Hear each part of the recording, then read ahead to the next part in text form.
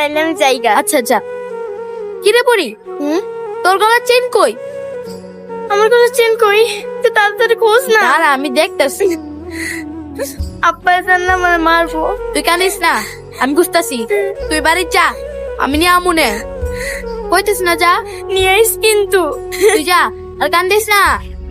পরীর মা, ও পরীর মা, কি হয়েছে আম্মা? আরে পরি এখনো স্কুল থেকে ফিরে নাই, তোমরা কেউ কি খোঁজ খবর লইছো? কই গেছে, কি করছে?